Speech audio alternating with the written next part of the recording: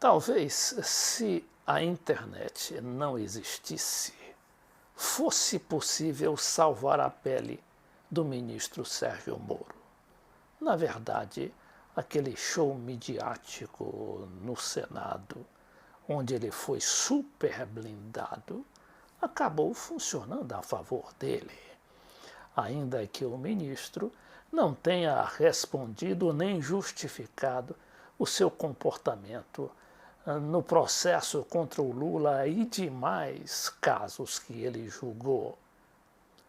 Agora, só que a internet, as redes sociais e as provas vão se acumulando com aquelas mensagens, hackeadas ou não, mas que deixam muito mal o ministro.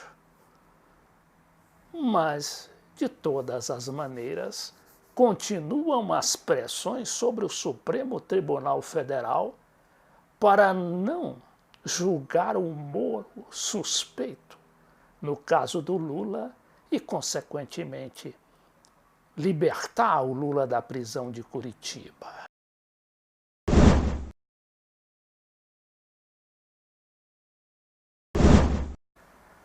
As pressões e também as manobras se agigantam tanto fora quanto dentro do Supremo Tribunal Federal.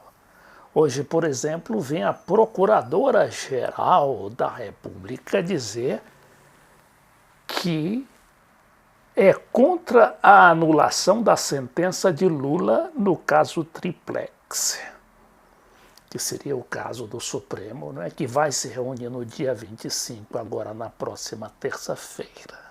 O julgamento será feito pela segunda turma de 5 ministros, da qual é agora a presidente a ministra Carmen Lúcia.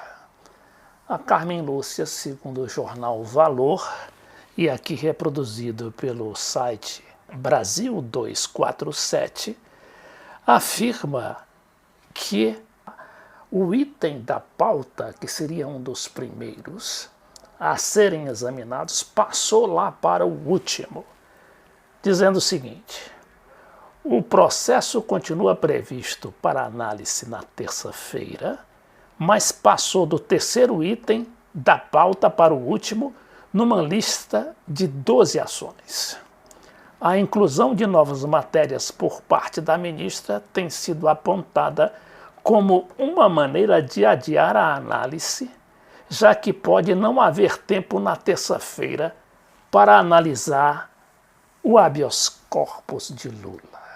Outra questão a relativizar, porque o Supremo está aí pressionado, comprimido por pressões de toda a natureza, sobretudo essas pressões dos poderes chamados fáticos, aqueles poderes reais, que são o quê? A Globo, não é? E aquele sistema financeiro fabuloso dos bancos Itaú. Tem também aqueles generais, principalmente aquele ex-ministro, o ex-comandante do Exército, o Vilas Boas. É o mesmo general, aquele dos tweets que ameaçavam o Supremo. E agora continua a tuitar. E seus tweets são, novamente, a gente sabe, já viu da última vez, que são manchetes no Jornal Nacional. Ora, tudo isso é pressão. E uma Câmara como aquela pequena, no caso de 5 ministros, e não da totalidade dos 11 ministros, que também seria uma turma muito pequena, não vai aguentar muita pressão. Mas ocorre, por outro lado, que a pressão, eu digo não das ruas, mas a pressão dos fatos, não é? Conduzem também a que o Supremo tome uma atitude, nem que seja para libertar o Lula, para colocar em prisão condicional, ou encontre alguma maneira de salvar a pele, porque vai ficar muito feio para os ministros do Supremo novamente serem confrontados com aquelas mensagens aquelas mensagens dos procuradores com o juiz, ou então o juiz Sérgio Moro e sua substituta, e também envolvendo os desembargadores do Tribunal Federal Regional lá de Porto Alegre, cujos 3 embargadores tiveram votos praticamente idênticos na condenação do Lula, uma condenação que na realidade aumentou a sentença inicial do Sérgio Moro de 9 para 12 anos. O jornalista Reinaldo de Azevedo examina muito bem essa questão do Supremo, né? Dizendo o seguinte no seu artigo na Folha de São Paulo: havendo lei, condenação de Lula é nula. Se o devido processo legal não existe, então tudo é permitido. Ele diz mais que a lei evidencia a nulidade do processo que resultou na condenação do ex-presidente e caberá ao Supremo Tribunal Federal dizer se a Lava Jato está subordinada a essa ordem democrática e legal ou se também o tribunal se subordina à Lava Jato. Vamos ver.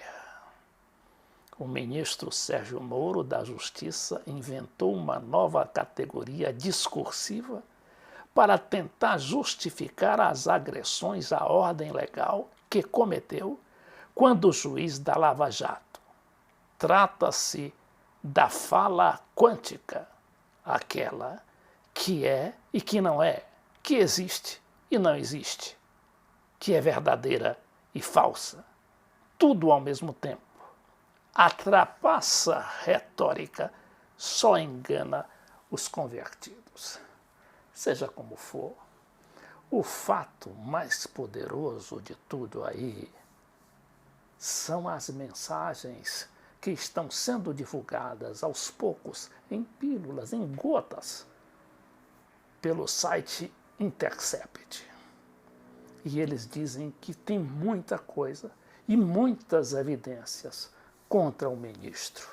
Aí, no caso, a situação do Moro passa até a ser irrelevante, porque inclusive o Lula pode ser solto e o Moro ficar no governo para não deixar muito mal o governo Bolsonaro, que agora se danou a demitir ministros, a demitir generais, num frenesi que ninguém entende para onde vai finalmente essa política presidencial.